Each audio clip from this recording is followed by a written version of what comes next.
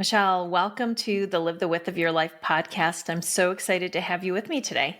Thank you for having me. I appreciate it greatly. Yeah. And where are you calling in from? I always like to ask. The mountains of North Carolina, so I'm close to the Tennessee border, up in Oh, the Appalachian Mountains. oh, beautiful. Have you always lived there? No, I've been here now for about, I've lost count, maybe 7 years. I could be Okay. way off. I have been in this area before. I have lived all over the US and a little bit outside. Coming back here was my declaration of I'm not moving anymore. This is it. So it's Oh, wow. That's beautiful. There's so many places in the States that are just so stunning. So, how did you decide that you were going to settle there? Originally, I am from the deep South in Georgia. I grew up in the middle of Okay. nowhere, 2 miles down a dirt road. Absolutely nothing out there. The mountains, though, have always felt like home to me. Every time I have been in this region, it has called to me and has always just felt like the place I wanted to be. So good. Yeah. And I was so excited to talk to you too because you and I are connected through our editor, George. I've mentioned his name so many times on my podcast because he's introduced me to the most amazing women. How did you find George? I found him on, I believe it was Upwork. I had made the decision that I needed to go ahead and find an editor, partly to get me to get it done, to get the book done. He was such a saving grace. He was so very patient because I was a mess in terms of getting it done. I didn't have everything ready for him. And he Yeah. was so good at guiding me and helping me see parts that I hadn't seen, what I should do here or there, as a really great editor can do. But just having the patience to see me to the finish line, I think was just worth more than anything. Yeah. He's so amazing. And I found him Upworks as well. If you've never gone on there are thousands Oh of my God. profiles. And Yes. it definitely felt to me like divine intervention was like, okay, here's his profile. Yes. And then once I talked to him, because I was like, I need to see you on Zoom or I need to talk to you, I Yes. just felt like such a connection and Oh, so comforted. Was yeah. that your experience too? Absolutely. He's a cat person. I have dogs and cats. And in the middle of getting the book done, my beloved cat passed away of 15 years. And so he was so very gracious. Mm. He was just having that understanding and the connection and so very kind. And yeah, I agree. Of all the profiles on Upwork, his response to me, there were things that he said that were just like, oh, okay, this person has to be it. That's just too coincidental or synchronistic. Oh, yeah, absolutely. So tell me a little bit more about your book.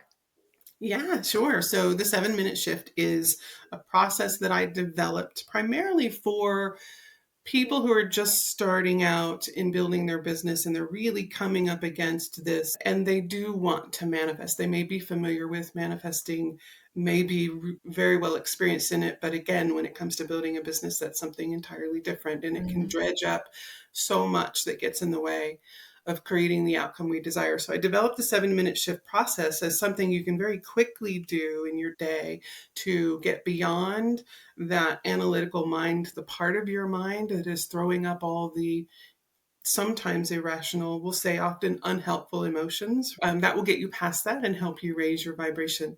Early on, when I began coaching, I always wanted clients to begin meditation practices.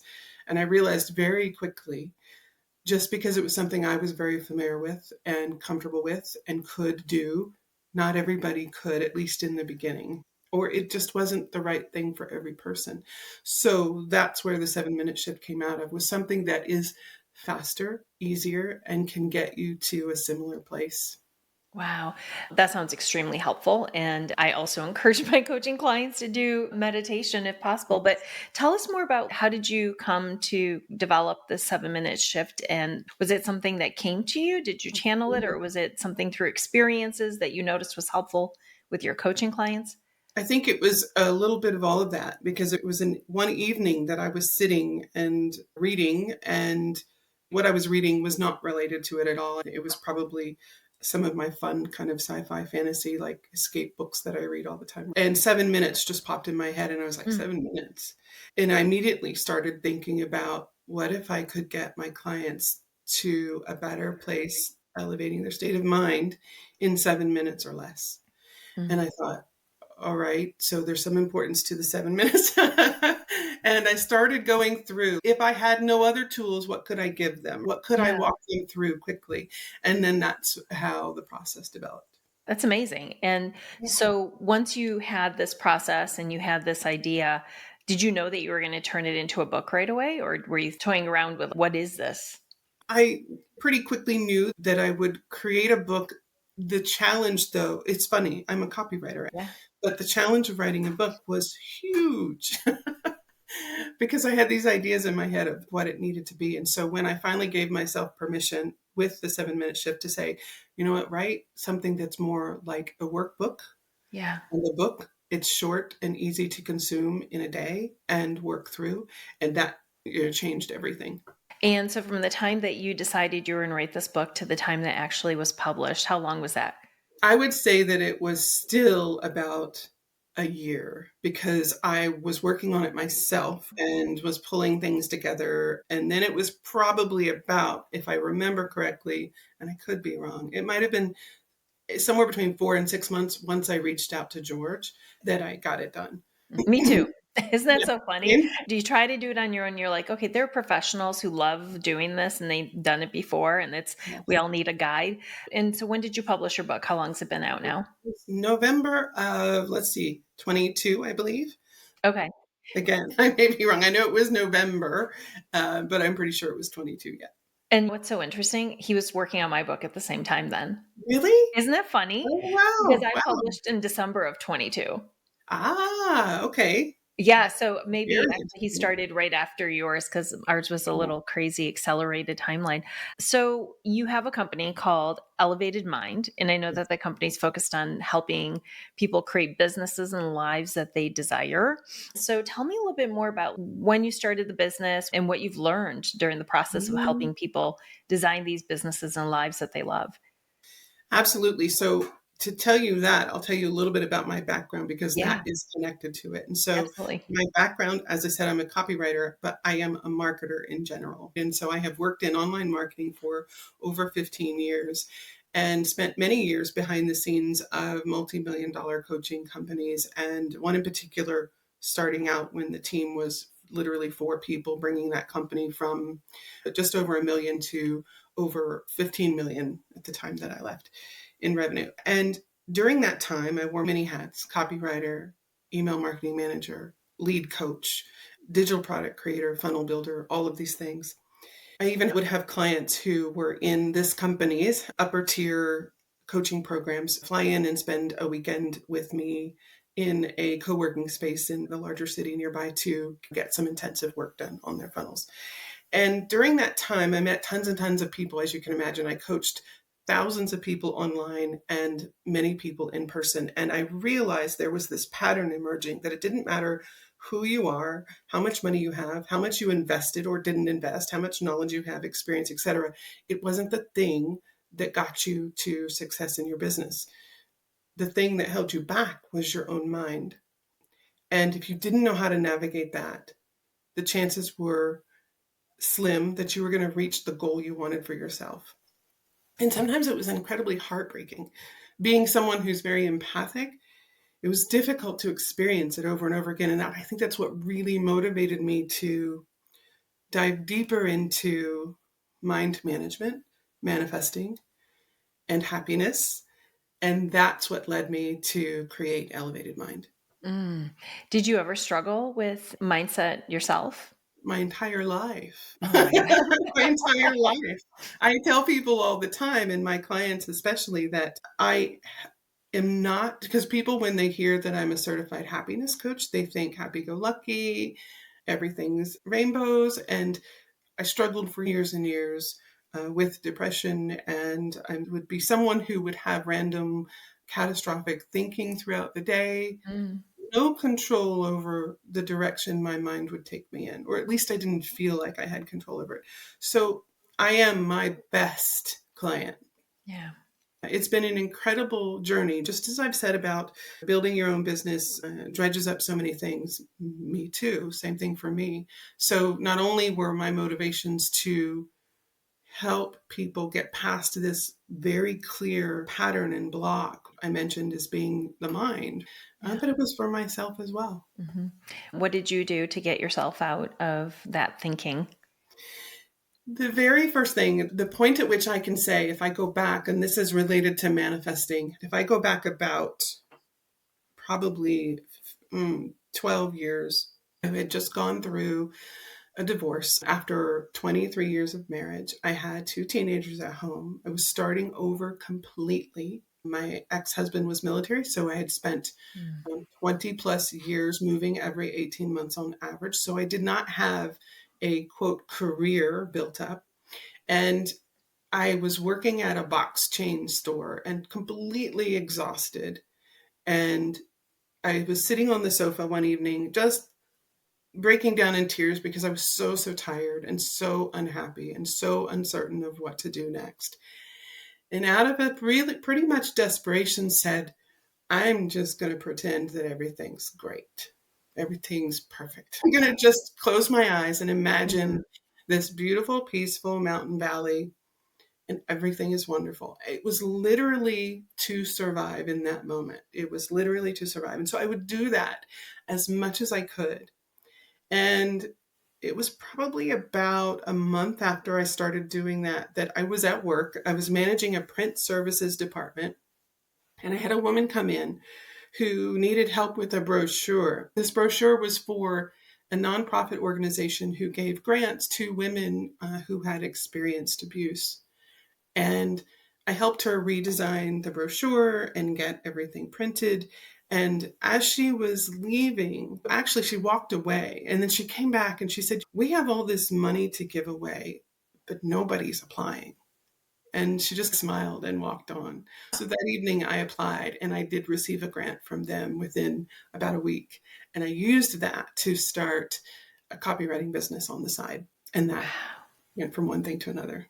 That's Yeah. amazing. Did you always love copywriting? I always loved writing, and I've always, of course, loved business. So I just put the two together. Back then, now I had written copy, I will say, because I had worked as like a virtual assistant from time to time. So I had Mhm. written before, but never had I solely dedicated my attention and time to copywriting. We do have certifications today, but we certainly didn't have formal training or degrees in copywriting for Yeah. online business. So it was a very different approach to writing for me. Yeah, that's so true. And it's such an important piece of business because it takes so much time and not everyone is really talented at that. So they need a good partner like you. So if someone is curious or wants to start a business or has been thinking about starting a business that maybe is aligned to their purpose, but it seems so big, so crazy, they don't know how to get to from where they are today to where they want to go. How do they start? What are some of the things that you would coach people on? First and foremost, working with someone like you, finding their purpose, because that's so Yeah. very key. I didn't figure out my purpose till much later in life. And had I figured that out a little sooner, things may have sped up a little bit for me. But I will say that's so very important because Yeah. when you don't know that and you're building a business, you are going to try so very hard to fulfill that need, that knowing, and you will save a whole lot of time by figuring that out first. So, figuring that out, when you figure that out, you're going to probably pretty quickly know who it is that you want to in turn help. And then those people figuring out what it is that they struggle with the most, what is their biggest desired outcome, and what kind of solution can you create to meet that? Create a marketing plan. And then, most importantly, these two things is put some daily practices in place to elevate your own state of mind and your vibration. Set a success frequency. Over the years, the things that I've learned have been so very profound. And recently, I set up a challenge for myself to meditate more. Now, I meditate daily anyways, but now I'm meditating up to 3 times a day. This is solely for me and for my own reasons. It's not necessarily what I recommend.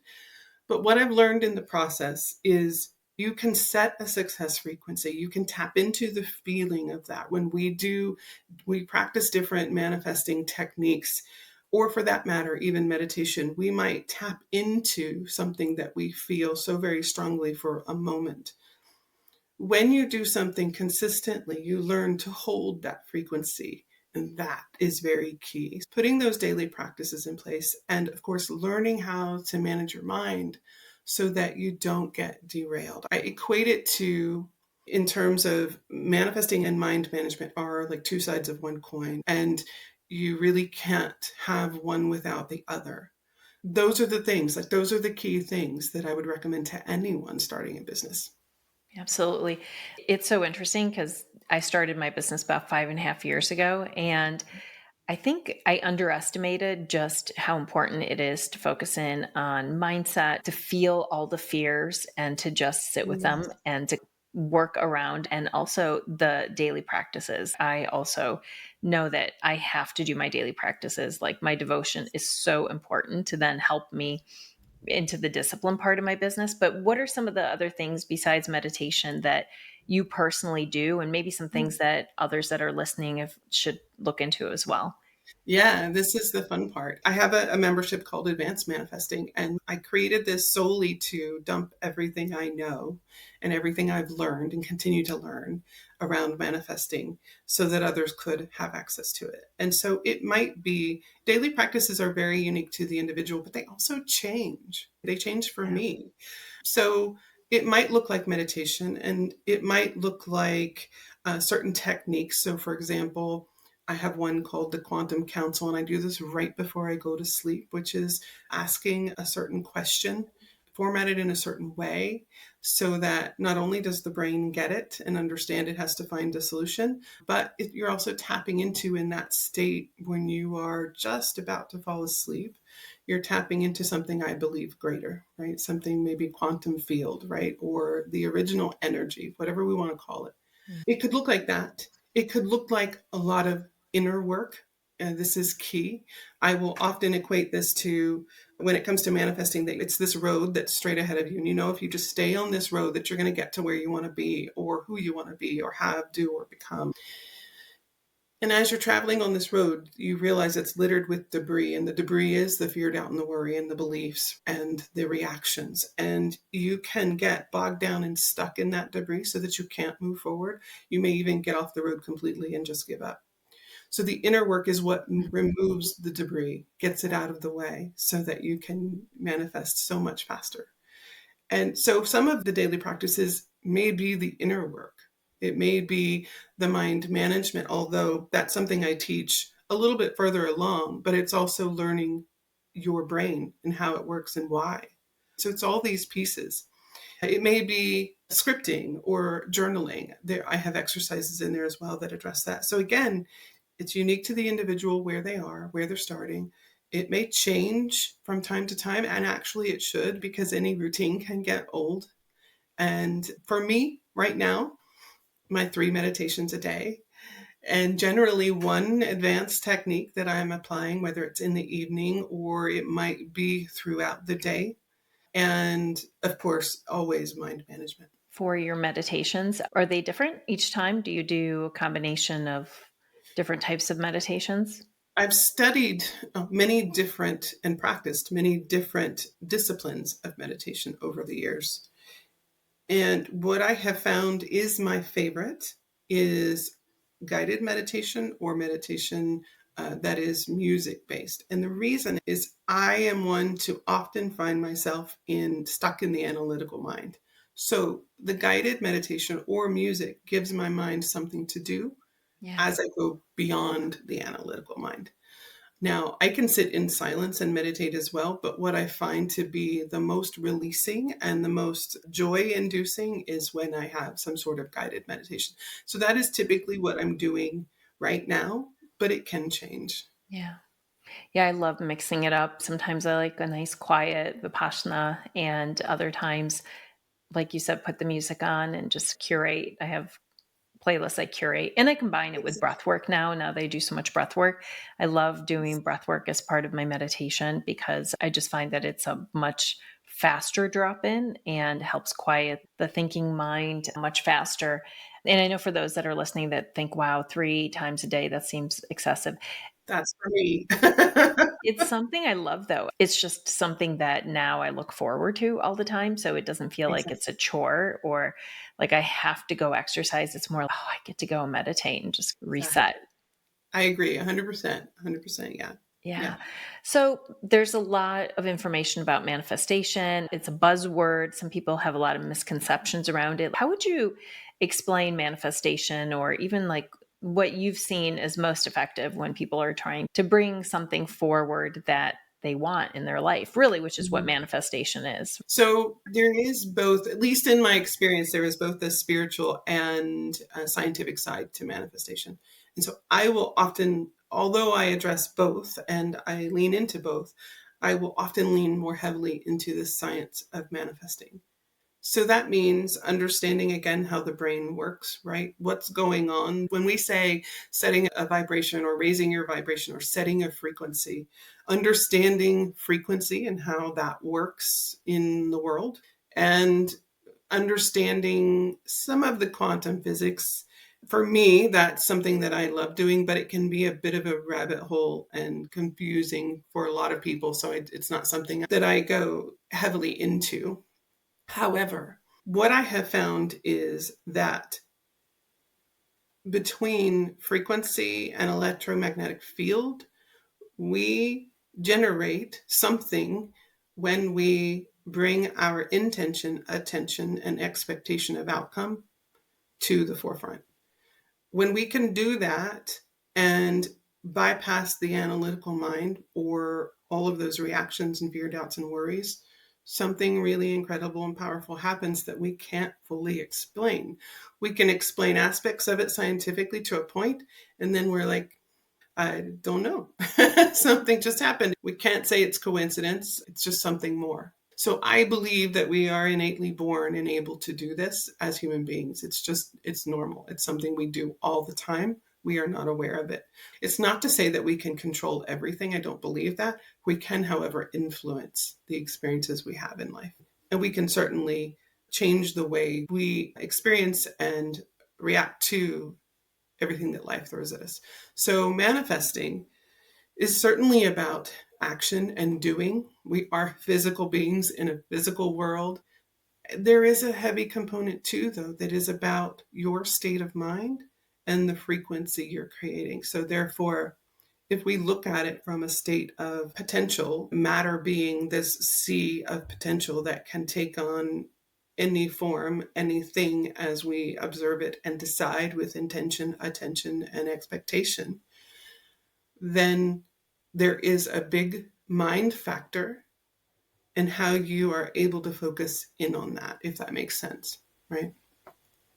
Absolutely. And so, what are some of the mistakes that people make when they're trying to manifest? If they're like, oh, I've tried it and it isn't working. A big thing that most of us hear about manifesting is that you have to feel it before you have it, right? And that is true. So we try to feel what it's like to have the thing that we want. And often what we're feeling more so is a desperation because we don't have it. Mm. There's a very big difference between that, but we don't realize that early on. Like you're wanting something as a result of not having, and that's a very different feeling and frequency and vibration. And this is where happiness also comes in. But being able to focus on a desired outcome, but being perfectly okay that it isn't here right now, is a key piece of it. And so that's a common mistake, or I shouldn't even say mistake, it's just you don't know. You don't know until you begin to do the work. Dipping in and out of, because this was me early on, manifestation practices here and there when the need arises. As we said, it's really a daily practice thing to more consistently influence your experiences. So those are the two big things, is understanding what the feeling is that you want to generate, how to do that, and being able to do that consistently. Yeah. And I think feeling it before, for me, it's so much about just living in a state of gratitude and just feeling so grateful for the things that are already present. And Yes. I always tell my clients is hold a vision that you want for your life, but Mm-hmm. you're living right now and the existence that you're in right now there's abundance and blessings all around you all the Mhm. time for the most Mhm. basic things. And when we're able to appreciate that already, we're not waiting to live in some future date, because Mhm. we have things today that we didn't have before that we wished for, and we don't celebrate those things. Exactly. It's so important to be grateful and also just to celebrate every little thing that comes our way.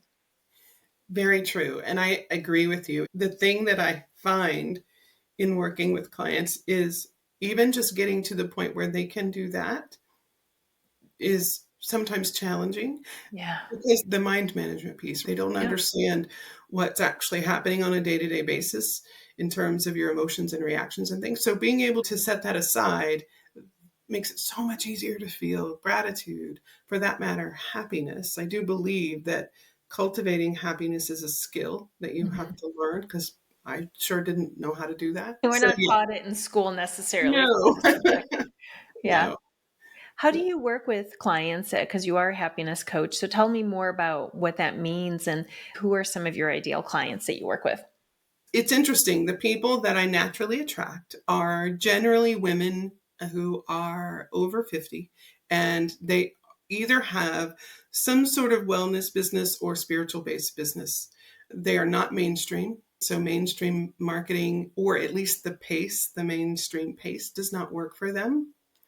They're going to spend more time feeling into something and whether it feels right, and they are more focused on living in their purpose and sharing their gifts than anything else. The way that I work with clients, I have my advanced manifesting membership, which is where everyone and anyone can begin, right? That gives you the tools necessary to start implementing the daily practices. Then I have another membership that is due out by the end of the year, fingers crossed, which is my coach tools. And this is very marketing focused. So this gives you a lot of the like done for you lead magnets, marketing training, AI tools that I have built and I use daily, and some other things that are very marketing focused. Then I have my Happy and Successful Mastermind, which is where we work in a small group. I have monthly calls, Voxer coaching, accountability support, and empowered workshops that focus on marketing so we can dive deeper. The bulk of my clients elevate through those tiers, and that's how I work with clients. I love that. That sounds so good.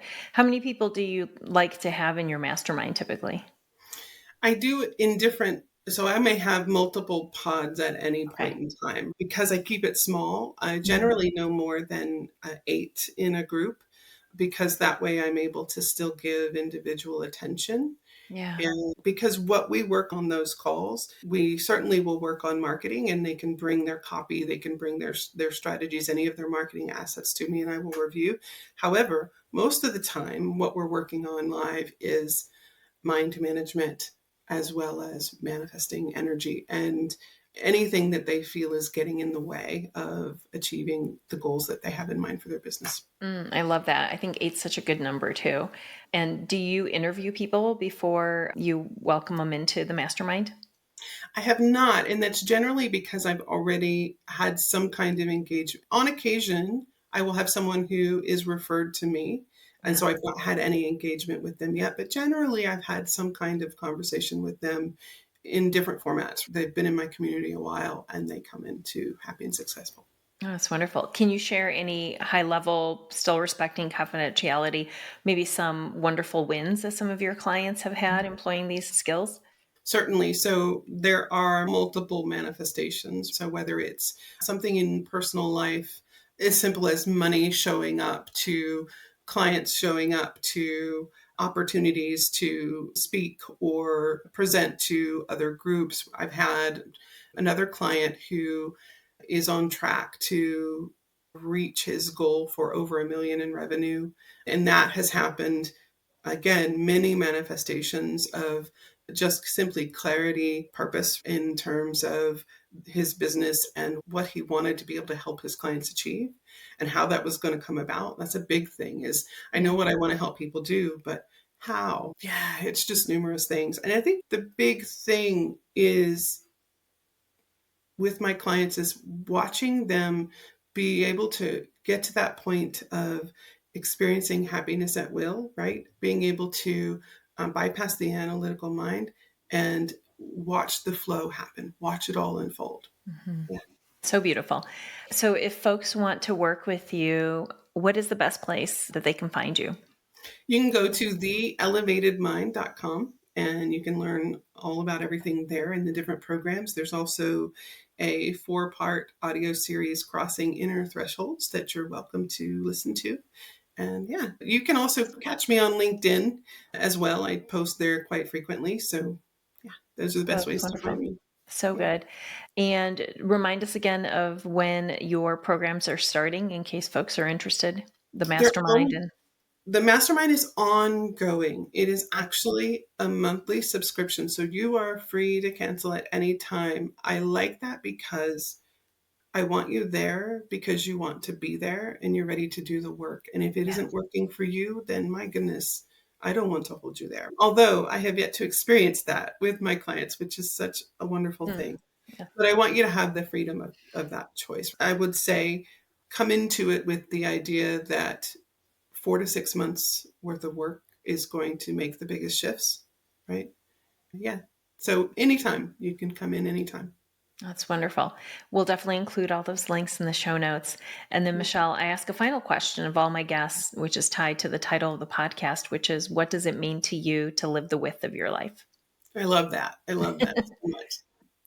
For me, it is being able to experience all the human emotions of sadness, grief, anger, happiness, joy, love, compassion, frustration, and still have a smile unbidden on my face because it's something that you feel deep in your bones and deep in your soul. That experience is undescribable, but to me, that is how I live the width of my life, is having learned that skill and being able to feel that at any point in time, no matter what's going on, is pretty That's incredible. beautiful. Michelle, continued success to you. I can't wait. I order it today, the 7-minute The shift. 7 minute shift, yes. And that's available everywhere that It we can. is on Amazon, yep. All the Perfect. typical places, I yes. know. What did we do before Amazon, right? Yes. Go to bookstores. But so excited for all of your continued success. And if anyone's listening, they've got a business and need a little additional support, strongly suggest you reach out to Michelle. And yeah, I hope you have the most amazing day. Thank you. You as Thank well. you.